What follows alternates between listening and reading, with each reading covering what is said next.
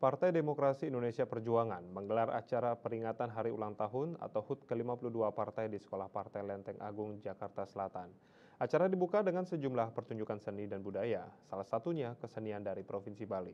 Pertunjukan tarian Bali tersebut dihadirkan guna menjaga kelestarian adat budaya Bali dan merawat Bhinneka Tunggal Ika.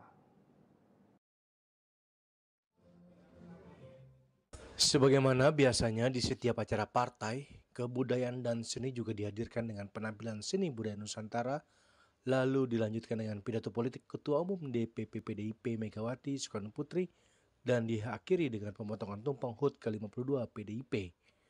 Acara dibuka dengan sejumlah pertunjukan seni dan budaya, salah satunya kesenian dari Provinsi Bali. Mengingat situasi perekonomian nasional masih menghadapi tantangan dan tekanan geopolitik, maka peringatan HUT PDIP juga dilaksanakan secara sederhana, namun tidak mengurangi makna dari peringatan HUT tersebut.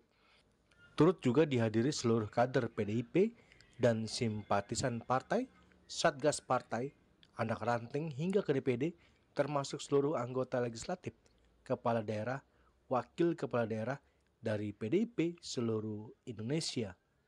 Di akhir kegiatan perayaan HUT ke-52 PDIP, kesenian Bali berupa tari legong yang bertajuk Satya Dharma yang ditampilkan oleh komunitas Yantu Bali Agung, terdapat 150 personil dari umat Hindu Jakarta dan sekitarnya. Pertunjukan tarian Bali tersebut dihadirkan guna menjaga kelestarian adat budaya Bali dan merawat Bhinneka Tunggal Ika.